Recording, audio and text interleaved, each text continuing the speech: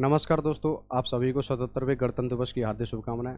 आप और हम सभी मिलकर आज 77वां गणतंत्र दिवस सेलिब्रेट कर रहे हैं, क्योंकि आज ही के दिन हमारा संविधान लागू हुआ था, जिसके द्वारा हमारे देश के सभी नागरिकों को समान अधिकार प्राप्त हुए और एक सम्मानपूर्वक जीवन जीने के लिए उन्हें वो अधिकार दिए गए। हालांकि हमारा संविधान 26 नवंबर 1949 को बनकर तैयार हो गया था, लेकिन किन्हीं कारणों की वजह से इसको 2 महीने बाद हमारे देश में लागू किया गया और किसी भी व्यक्ति की गरिमा और उसके सम्मान के लिए ये बहुत ज़्यादा ज़रूरी था। इसके पीछे क्या कारण रहे थे, ये बाद में लागू क्यों हुआ, संविधान को बनने में कितना समय लगा, कौन कौन लोग इसमें शामिल थे, कितनी समितियां थीं, और बहुत सारे क्वेश्चन जो एग्जाम में पूछे जाते हैं, उससे रिलेटेड हम इस वीडियो में क्या करेंगे, बात करेंगे। तो क्लास शुरू करते हैं।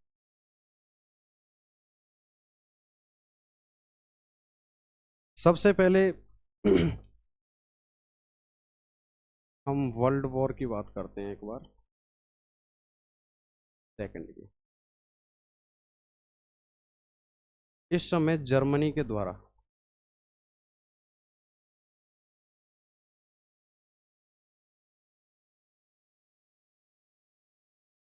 इंग्लैंड का एक शहर है लंदन, उस पर लगभग 10-15 दिन लगातार गोला बारूद गिराया गया, जिसके द्वारा वहाँ की जो पॉपुलेशन है बहुत ज़्यादा परेशान हो गई। और उस टाइम के जो प्राइम मिनिस्टर थे यहाँ के, उनका नाम था चर्चिल, जो कि कंजर्वेटिव पार्टी से थे। इनके अपोजिशन में जो पार्टी थी उसका नाम था लेबर पार्टी, और उसके जो लीडर थे या फिर जो नेता कह सकते हैं हम उनको, वो थे एटनी एटली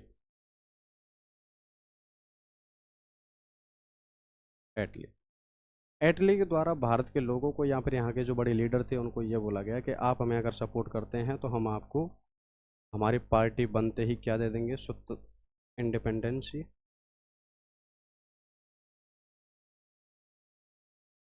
दे देंगे, हम आपको आज़ाद कर देंगे। लेकिन इसके लिए हमारे बहुत सारे लीडर, जो नेता थे, बड़े नेता थे, वो विश्वास में नहीं थे कि ऐसा हो जाएगा या फिर ऐसा हो पाएगा। लेकिन धीरे धीरे सारी चीज़ें होती हैं, जो प्रक्रिया होती है वो आगे बढ़ती है। जब इनकी गवर्नमेंट बन जाती है, एक बार सरकार बन जाती है, किसकी, एटली सरकार की। इनकी सरकार बनते ही सबसे पहले क्या करते हैं, एक भारत में कैबिनेट मिशन भेजते हैं। कैबिनेट मिशन ये 1946 में आया था। इस मिशन का काम था कि भारत में यहाँ के जो बड़े नेता हैं उनको दिशा निर्देश देना, कुछ बताना किसी चीज़ों के बारे में, जैसे कि एक तो अंतरिम सरकार बनानी है आप लोगों को, क्योंकि इनका मानना था कि आप लोग इतने काबिल नहीं हैं अभी कि आप रूल कर सकें, आप गवर्नमेंट बना सकें। सबसे पहले अंतरिम सरकार। दूसरी चीज़ इन्होंने बोली संविधान की, कि आपको एक संविधान बनाना पड़ेगा। संविधान बनाना जरूरी है, क्योंकि लोगों के लिए नियमों का होना या फिर अधिकारों का होना क्या है, जरूरी है। इसमें 3 मेंबर आए थे, जिनको एक ट्रिक के द्वारा भी याद कर सकते हैं, काल बोल सकते हैं इनको, क्रिप्स, अलेक्जेंडर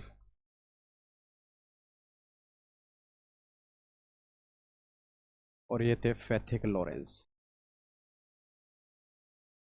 फैथिक लॉरेंस ही इस मिशन के प्रमुख लीडर थे या फिर अध्यक्ष थे, इनको बोल सकते हैं। तो हमने सबसे पहले, आप लोगों ने देखा होगा कि हमारा देश आज़ाद तो 1947 में ही हो जाता है, लेकिन जो 19 और प्रधानमंत्री के जो चुनाव हैं लगभग 1951 और 52 में होते हैं, और जब पीएम बनते हैं उसके तो इसके बीच में जो सरकार चली थी वो अंतरिम सरकार ही थी। और अंतिम सरकार होती क्या है, ये एक अस्थायी सरकार का रूप होता है।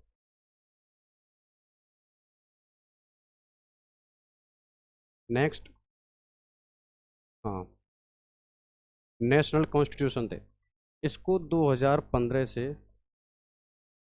हर साल सेलिब्रेट किया जा रहा है, हर साल सेलिब्रेट किया जा रहा है इसको 2015 से। 26 नवंबर को नेशनल कॉन्स्टिट्यूशन डे इसीलिए सेलिब्रेट किया जाता है क्योंकि इसी दिन हमारा संविधान बना था।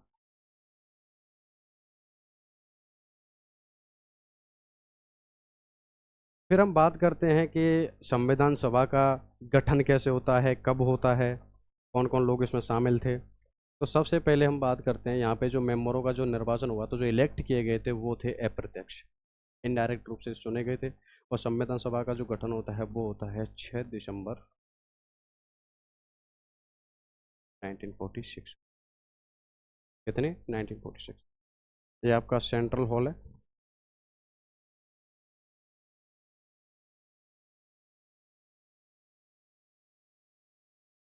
यहीं पर बैठकर इन्होंने संविधान का निर्माण किया था, संविधान का बनाया था।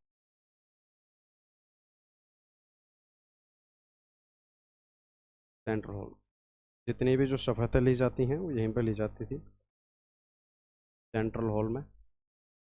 शुरुआत में जब संविधान को बनाने का काम किया गया या फिर जो सदस्य निर्वाचित हुए थे, और भारत जब उस टाइम पे एक अखंड था, ना कोई पूरी पाकिस्तान था ना ये बांग्लादेश था, उस टाइम पे भारत ही था।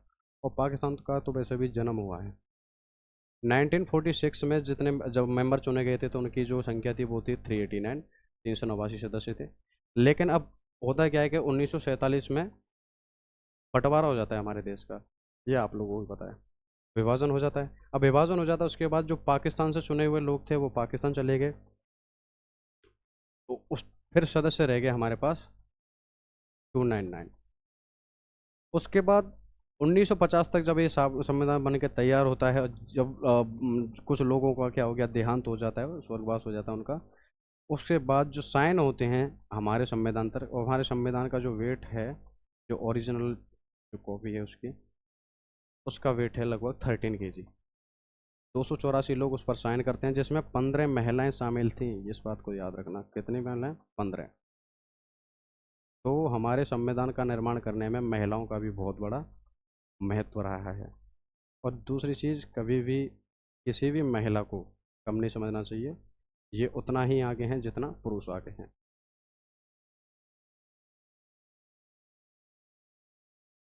संविधान सभा को बनाने के लिए अलग अलग समितियां बनाई गई थी।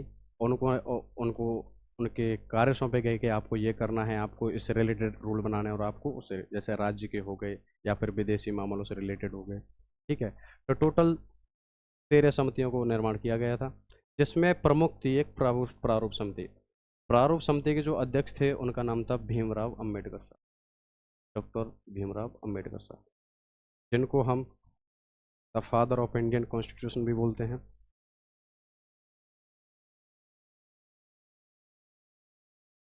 जब हम समय की बात करते हैं कि इसमें समय कितना लगा, तो लगभग 2 साल 11 महीने और 18 दिन इसमें कितना लगता है, क्या लगता है, समय लगता है।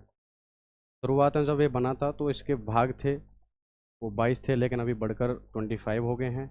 अनुच्छेद जो थे वो 395 थे, और अनुसूचित 8 जो अब हो गई हैं 12। क्योंकि समय के साथ हमारा संविधान एक विशेषता रही है, इसकी प्रमुख लचीलापन है कि संविधान में क्या कर देते हैं, चेंजेस कर सकते हैं हम।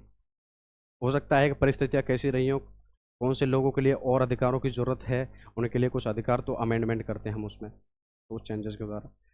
अब संविधान का बनना, तो हमारा संविधान बन के कब तैयार हो जाता है, 1949 26 नवंबर को।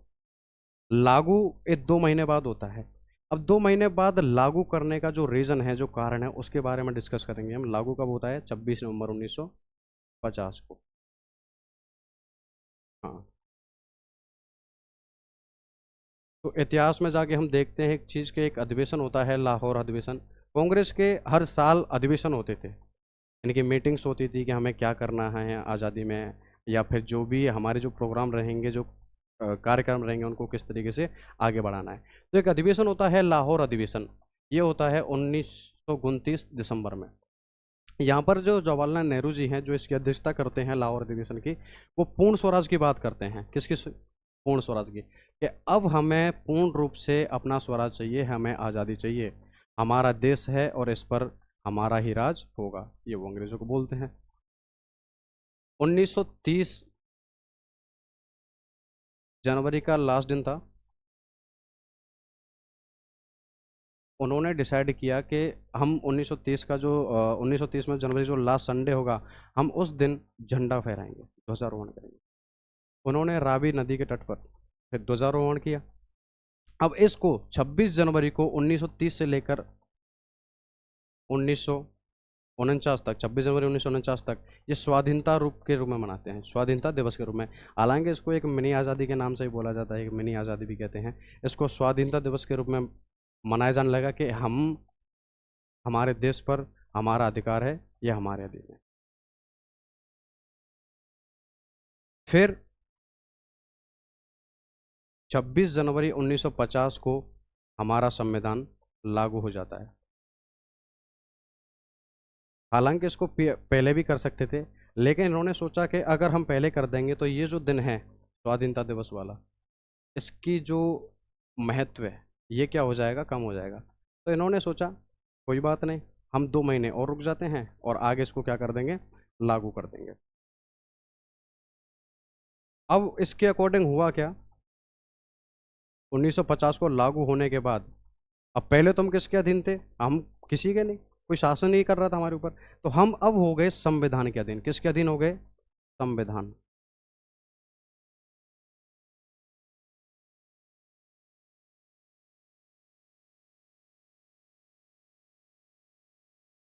संविधान के अधीन का मतलब ये है कि आप लोगों को पता होगा कि हमारे यहाँ पे कोई राजवंशीय परंपरा नहीं है, कोई वंशीय परंपरा नहीं है। प्रेसिडेंट के चुनाव होते हैं, प्रधानमंत्री के चुनाव होते हैं, और उनको चुना जाता है, और वही हम पर क्या करते हैं, फिर रूल करते हैं। हम गवर्नमेंट चुनते हैं और जनता है उसको क्या करती है, वोट देती है। ठीक है, ये हमारी प्रिम्बल है, प्रस्तावना है, जिसमें बहुत सारे क्वेट लिखे हुए हैं, जिसमें बताया गया है कि सभी लोगों को किस किस आधार पर न्याय मिलना चाहिए और न्याय मिलेगा। ये वो बुक है का एक फोटो जो आपके सामने है हमारे संविधान की।